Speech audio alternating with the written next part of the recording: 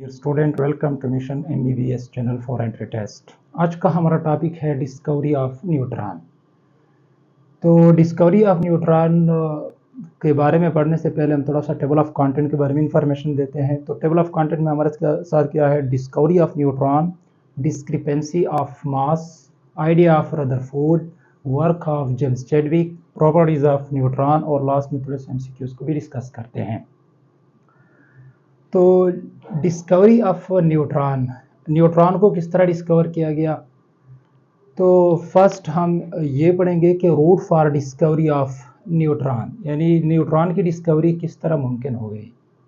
तो पहले जिस तरह साइंटिस्ट ने, फॉर एग्जांपल जे थॉमसन था या और जो साइंटिस्ट थे, उसने जो वर्क किया था और इस तरह जो प्रोटॉन को डिस्कवर किया गया था और इलेक्ट्रॉन को डिस्कवर किया गया था, तो फिर इसके बाद उसने मुख्तलिफ एटम की मास को क्या कर दी, मेजर कर दी। फॉर एग्जांपल उसने जो सिंपल हाइड्रोजन के ऊपर काम किया था,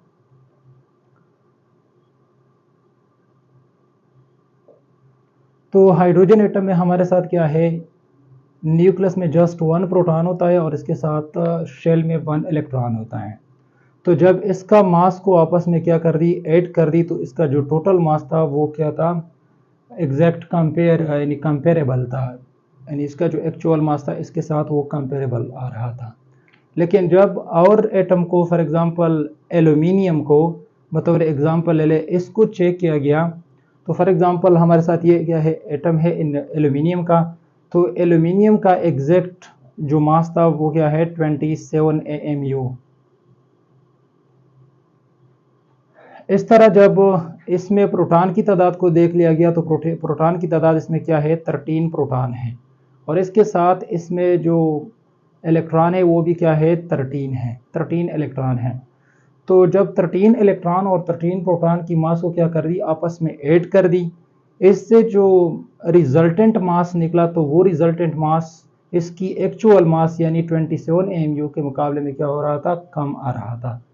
तो इसमें क्या है, मास में डिफरेंस आ रहा है, यानी जो इसका मेयरिंग मास था, जो इसको मेयर किया गया था, वो क्या था, वो ज़्यादा था बमुकाबला जो कैलकुलेटेड मास था प्रोटॉन और इलेक्ट्रॉन की मास से। तो इसी मास डिफरेंस को क्या कहते हैं, डिस्क्रिपेंसी ऑफ मास, यानी इसमें मास की कमी, यानी इसका जो डिफरेंस है वो आ रहा है। तो इसी आइडिया को साइंटिस्ट ने जहन में लिया। तो इस तरह फिर क्या हुआ, रदरफोर्ड आया। रदरफोर्ड ने 1920 में आइडिया दिया कि हमारे साथ न्यूक्लियस में एक न्यूट्रल पार्टिकल रिजाइड कर सकता है, जो कि इसी मास की कमी को क्या कर सकता है, पूरा कर सकता है। तो रदरफोर्ड ने क्या कहा कि न्यूक्लियस में, और न्यूक्लियस को रदरफोर्ड ने 1911 में उसने ऑलरेडी इसको डिस्कवर किया था कि न्यूक्लियस में हमारे साथ क्या हो सकता है, न्यूट्रल पार्टिकल हो सकता है, जो कि इसी मास को क्या कर सकता है, न्यूट्रल पार्टिकल कि इसी मास की कमी को क्या कर सकता है, पूरा कर सकता है। तो इसी आइडिया को जहन में रखते हुए रदरफोर्ड का एक स्टूडेंट था जेम्स चैडविक, तो उसने क्या कर दी, रिसर्च शुरू कर दी। तो इसने रिसर्च किस तरह शुरू कर दी, उसने न्यूक्लियर रिएक्शंस को कंडक्ट किए। किस तरह कंडक्ट किए, उसने प्रॉपरली इसके लिए एक्सपेरिमेंटल सेटअप बना दी और फिर इसके बाद वो इस कंक्लूजन पे पहुंचा कि उसने न्यूट्रॉन को डिस्कवर कर दिया। किस तरह, उसने एक पोलोनियम सोर्स लिया जो कि एक रेडियो एक्टिव एलिमेंट है, मटेरियल है। तो इसने क्या कर दी, पोलोनियम का सोर्स लिया, ये पोलोनियम है जो कि रेडियो एक्टिव मटेरियल है, और इसको लीड बॉक्स में क्या कर दी, इनक्लोज कर दी। फिर इससे क्या हुआ, इसी पोलोनियम ने क्या करनी है, रेडियो एक्टिविटी करनी थी, क्योंकि ये डिसइंटीग्रेट हो रहा था। तो इसी डिसइंटीग्रेशन के नतीजे में इससे अल्फा रेस पैदा हो रहे थे। अल्फा रेस हमारे साथ क्या होते हैं, ये एक्चुअली हेलियम न्यूक्लियस होता है, यानी हमारे साथ इसकी न्यूक्लियस में 2 प्रोटॉन और 2 न्यूट्रॉन होते हैं। तो इसको क्या कहते हैं, हेलियम न्यूक्लियस। और ये डबल पॉजिटिवली चार्ज पार्टिकल होता है, क्योंकि प्रोटॉन के ऊपर पॉजिटिव चार्ज होता है और ये 2 प्रोटॉन है, तो इसकी वजह से हम इसको क्या कहेंगे, डबल पॉजिटिवली चार्ज पार्टिकल। तो ये अल्फा पार्टिकल को उसने क्या कर दी, बम्बार्ड कर दी। किसके ऊपर, यहाँ पे उसने बेरिलियम रखा था, बेरिलियम का फाइल रखा था, बेरिलियम फाइल। ये बेरिलियम एक मेटल है, लाइट मेटल है, और इसका जो एटॉमिक मास है वो क्या है, इसका एटॉमिक मास 99 AMU है, और इसका एटॉमिक नंबर 4 है। तो जब ये अल्फा पार्टिकल यहाँ पे बेरिलियम एटम के साथ यानी इस फाइल के साथ लगा, तो यहाँ पे उसने क्या कर दी, न्यूक्लियर रिएक्शन कर दी। तो इसी न्यूक्लियर रिएक्शन के नतीजे में क्या हुआ, ये जो अल्फा पार्टिकल है ये बेरिलियम एटम के साथ ऐड हुआ। यानी जब बेरिलियम एटम था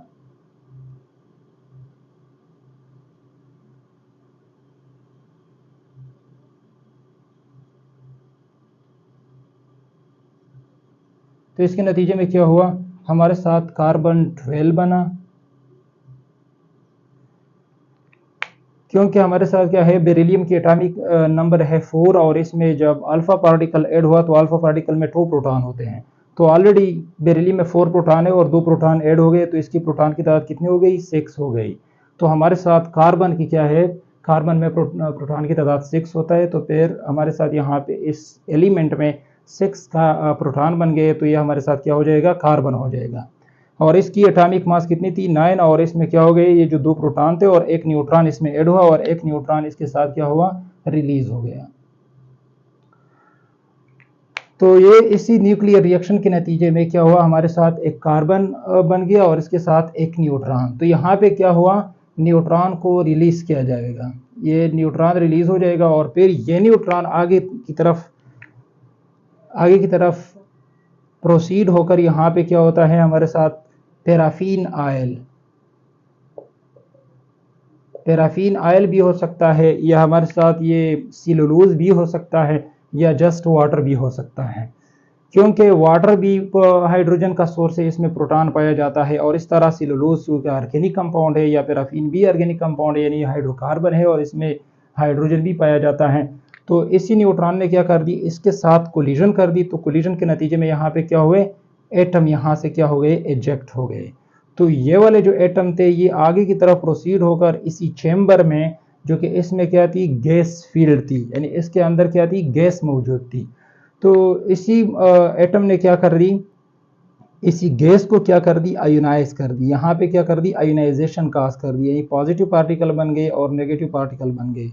तो पॉजिटिव पार्टिकल नेगेटिव टर्मिनल की तरफ, और ये जो नेगेटिव पार्टिकल थे वो पॉजिटिव टर्मिनल की तरफ ट्रेवलिंग शुरू कर दी। तो इसके नतीजे में यहाँ पे क्या हो गई, करंट प्रोड्यूस हो गई। अब इसी करंट को यूज किया गया, इसी करंट के जरिए उसने क्या कर दी, इसी पार्टिकल के जो यहाँ पे क्या हो गए थे, रिलीज हो गए थे, यानी इजेक्ट हो गए थे, तो उसी पार्टिकल की क्या स्पीड को फाइंड आउट किया गया। इसके बाद पता चला कि ये वाला जो पार्टिकल है, ये एटम, इसका जो मास है वो क्या है, कंपेरेबल टू द न्यूट्रॉन है। तो न्यूट्रॉन क्या कर सकता है, यहाँ से प्रोटॉन को इजेक्ट कर सकता है। एक्चुअली इसने क्या कर दी, यहाँ से उसने जो पैराफिन आयल था या कोई सेलुलोज था या वाटर थे, उसने क्या किया था, प्रोटॉन को इजेक्ट किया था, और यही प्रोटॉन आगे आकर यहाँ पे गैस को उसने आयोनाइज किया था। इसके नतीजे में फिर करंट पैदा हुआ। तो इसी करंट के जरिए यहाँ पे ये जो प्रोटॉन है असल में, यानी ये जो एटम यहाँ से इजेक्ट हुआ था पैराफिन सोर्स से, इसकी स्पीड को क्या कर दी, कैलकुलेट किया गया। तो इसी सारे प्रोसेस का, न्यूक्लियर रिएक्शन का नतीजा क्या निकला कि उसने क्या कर दी, न्यूट्रॉन को डिस्कवर कर दी। एक्चुअली यहाँ पे जब बेरिलियम के ऊपर अल्फा पार्टिकल को क्या किया था, बम्बार किया था, तो इसी के नतीजे में हमारे साथ न्यूट्रॉन निकला था, और इसी न्यूट्रॉन ने यहाँ पे पैराफिन आयल से हाइड्रोजन को क्या कर दी, इजेक्ट कर दी। तो इससे उसको पता चला कि जब इस हाइड्रोजन को इजेक्ट कर सकता है, तो यहाँ पे वो जो पार्टिकल है वो एक्चुअली उसका जो मास है प्रोटॉन के कंपेरेबल हो सकता है, यानी इससे ज़्यादा हो सकता है, तो वो प्रोटॉन को क्या कर सकता है, इजेक्ट कर सकता है। तो उसको क्या कर दी, उसने इसी तरीके से न्यूट्रॉन को डिस्कवर कर दिया। इसके बाद अब इसी न्यूट्रॉन की प्रॉपर्टीज हैं। न्यूट्रॉन की प्रॉपर्टीज हमारे साथ क्या है, न्यूट्रॉन हमारे साथ क्या है, मैसिव पार्टिकल है। मैसिव पार्टिकल है तो इसका मतलब यह है कि हमारे साथ इसकी मास भी है और इसकी वेलोसिटी भी है, तो ये मोमेंटम रखता है, यानी इसकी मोमेंटम होगी। और इसके साथ ये हाई पेनेट्रेटिंग पार्टिकल है, हाई पेनेट्रेटिंग।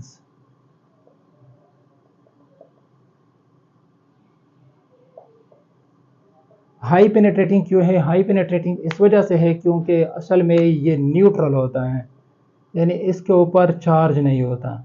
तो जब ये किसी सोर्स के अंदर जाता है तो वहाँ पे एटम के जो प्रोटॉन होते हैं या इलेक्ट्रॉन, ये इसके सामने मुज़ाहिमत यानी इसके ख़िलाफ़ यानी मुज़ाहिमत नहीं पेश कर सकता, यानी इसके ख़िलाफ़ अपोजिट फोर्स नहीं लगा सकता। तो मुज़ाहिमत न होने की वजह से वो क्या कर सकता है, इसकी जो पेनेट्रेटिंग पावर है वो इन दोनों से क्या है, ज़्यादा है। इस तरह ये इसकी जो मास है ये 1.6749 मल्टीप्लाइड 10⁻⁻27 किलोग्राम है। तो ये क्या है, हमारे साथ न्यूट्रॉन की मास है। इस तरह इसकी जो मास है ये 1842 टाइम क्या है, ग्रेटर देन क्या है, इलेक्ट्रॉन। इलेक्ट्रॉन से इसकी जो मास है वो 1842 टाइम ग्रेटर है। इस तरह ये न्यूट्रॉन न्यूक्लियस में रिजाइड करता है, reside in nucleus, nucleus residing particle है।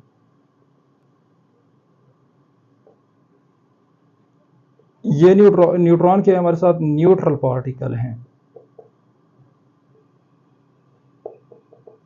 इनको किस तरह मालूम हुआ कि ये न्यूट्रल पार्टिकल हैं? इसी न्यूट्रॉन को उसने पॉजिटिव प्लेट से यानी इलेक्ट्रिक फील्ड से, पॉजिटिव और नेगेटिव फील्ड से यानी प्लेट से इसको क्या कर दी, पास कर दी।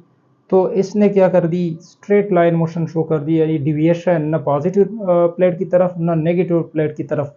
तो इससे उसने कंक्लूजन ले ली कि हमारे साथ क्या है, ये न्यूट्रल पार्टिकल है। इस तरह इसके सामने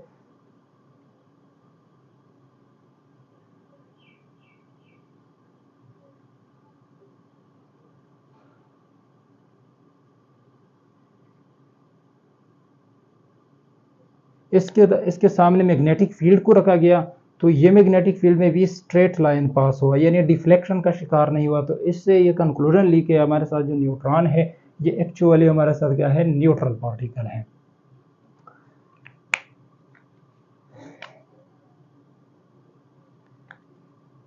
इस तरह न्यूट्रॉन हमारे साथ क्या हो सकते हैं, न्यूट्रॉन दो किस्म के हो सकते हैं। स्पीड के बुनियाद पे इसके क्या हैं, टू टाइप हैं। एक को कहते हैं स्लो न्यूट्रॉन, जिसका स्पीड होता है 1.0 मेगा इलेक्ट्रॉन वोल्ट। और दूसरा होता है फास्ट न्यूट्रॉन, जिसका स्पीड होता है 1.2 और greater than 1.2 mega electron volt. यह एग्जैक्ट 1.2 होगा या 1.2 से ग्रेटर होगा। तो इसी को क्या कहते हैं, फास्ट न्यूट्रॉन। इसी तरह ये न्यूट्रॉन क्या कर सकता है,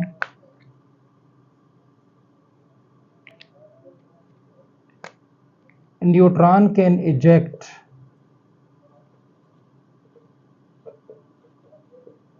high speed proton from paraffin oil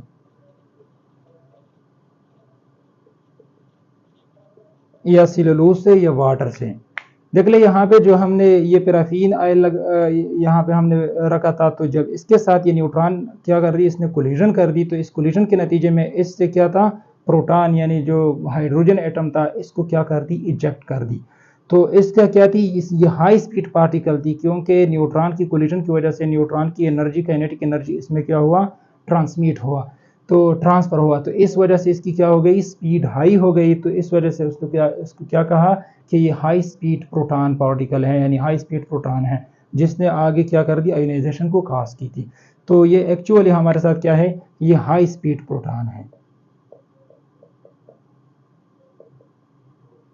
तो इसी हाई स्पीड प्रोटॉन को किसने, ये न्यूट्रॉन ने इसको क्या कर दी, इजेक्ट आउट किया था फ्रॉम पैराफिन सोर्स या सेलुलोज या वाटर से। तो अच्छा, थोड़ा सा आप इसी टॉपिक के एमसीक्यूज की तरफ भी चलते हैं। तो इसमें से थोड़ा सा एमसीक्यूज इसकी डिस्कवरी के बारे में हम थोड़ा सा डिस्कस करते हैं। तो आइडिया अबाउट दी न्यूट्रॉन यानी जो न्यूट्रल पार्टिकल है इसके बारे में आइडिया किसने दिया था? तो ये आइडिया दिया था हमारे साथ रदरफोर्ड ने। तो हमारे साथ क्या हो सकता है 1930 आपको डिफरेंट वो दे सकते हैं, फॉर एग्जांपल 1920 है, 1921 है, इस तरह वो दे सकते हैं। तो आप लोगों ने क्या करेक्ट करना है 1920 को, क्योंकि इसमें रदरफोर्ड ने क्या दिया था, आइडिया दिया था अबाउट द न्यूट्रल पार्टिकल यानी न्यूट्रॉन के बारे में। तो इस तरह ये भी पूछ सकता है कि 1932 में डिस्कवरी ऑफ न्यूट्रॉन किसने की थी? एक्चुअली तो आपको पता है कि जेम्स चैडविक ने की थी। तो अगर ऑप्शन में आप लोगों के साथ क्या है जेम्स चैडविक मौजूद है, तो जेम्स चैडविक के ऊपर आप लोगों ने करेक्ट करना है। इस तरह अगर इसकी डेट के बारे में पूछा जाए कि जेम्स चैडविक ने न्यूट्रॉन को कब डिस्कवर किया था, तो अगर इसमें डेट दिया गया है 1932, इस तरह और भी दिया गया है, तो 1932 को आप लोगों ने क्या करना है, करेक्ट करना है। इस तरह फॉर एग्जांपल आपको एक रिएक्शन दिया जाता है कि फॉर एग्जांपल आपके साथ क्या है, लिथियम है और इसके साथ इसको अल्फा पार्टिकल से क्या किया गया, बम्बार्ड किया गया। ये जो डबल पॉजिटिवली चार्ज पार्टिकल है यानी इसमें 2 प्रोटॉन होते हैं और 2 न्यूट्रॉन होते हैं। तो इसी से इसको क्या कर दी, बम्बार्ड कर दी। तो यहाँ पे एक एलिमेंट बन गया X और इसके साथ यहाँ पे क्या हुआ, एक न्यूट्रॉन को भी क्या कर दी, एजेक्ट आउट कर दी। तो ये भी पूछ सकता है आपसे एमसीक्यूज में कि ये X वाला एलिमेंट फिर आपके साथ क्या है। तो आपने इसको इस तरह चेक करना है, क्योंकि ये अल्फा पार्टिकल है, यहाँ पे एक न्यूट्रॉन निकला, तो इसी अल्फा पार्टिकल में हमारे साथ क्या है, 2 न्यूट्रॉन होते हैं। एक न्यूट्रॉन वहाँ पे क्या हुआ, इजेक्ट हुआ, तो इसमें एक न्यूट्रॉन को ऐड कर दे और 2 प्रोटॉन को ऐड कर दे। तो एक न्यूट्रॉन और 2 प्रोटॉन की वजह से इसके मास के ऊपर इफेक्ट क्या हो सकता है, तो ये क्या हो सकता है, ये 10 हो जाएगा। इसका जो मास है ये 10 हो जाएगा। और इसके साथ इसके जो प्रोटॉन 2 है, तो प्रोटॉन क्या कर सकता है, इसकी एटॉमिक नंबर को 2 से इंक्रीज कर सकता है। तो इसकी एटॉमिक नंबर क्या हो जाएगी, 5 हो जाएगी। तो ये वाला एलिमेंट क्या होगा, इसकी एटॉमिक नंबर क्या होगी, 5 होगी, और इसकी जो एटॉमिक मास है वो क्या होगी, 10 होगी। तो इस तरह एलिमेंट हमारे साथ क्या हो सकता है, ये बोरान होगा। क्या होगा, बोरान होगा। इस तरह ये भी पूछ सकता है कि फॉर एग्जांपल ये वाला जो मैंने बतौर एग्जांपल किया है आपके साथ, ये वाला अल्फा पार्टिकल है, इसमें 2 प्रोटॉन और 2 न्यूट्रॉन होते हैं। आगे बेरिलियम के साथ ये रिएक्शन करके यहाँ पे आपके साथ X एलिमेंट है, तो आगे और इसके साथ एक न्यूट्रॉन भी क्या होता है, as a by product release होता है। तो आपसे ये पूछ सकता है कि यहाँ पे जो X एलिमेंट है वो क्या हो सकता है। तो आपको पता है यहाँ पे अल्फा पार्टिकल है, इसमें 2 प्रोटॉन और 2 न्यूट्रॉन होते हैं। यहाँ पे बेरिलियम है, इसकी जो एटॉमिक मास है वो क्या है, 9 है, और ये एटॉमिक नंबर इसका क्या है, 4 है।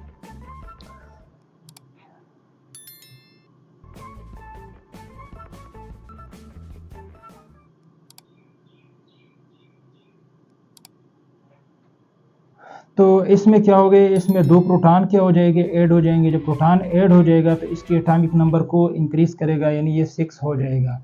और इसका जो एटॉमिक मास है ये 9 है, और इसमें 2 प्रोटॉन और 1 न्यूट्रॉन ऐड हो जाएगा, ये 12 हो जाएगा, और 1 न्यूट्रॉन क्या होगा, रिलीज होगा। तो आपके साथ ये जो X एलिमेंट है ये क्या हो सकता है, कार्बन हो सकता है। वो फिर क्या होगा, कार्बन होगा।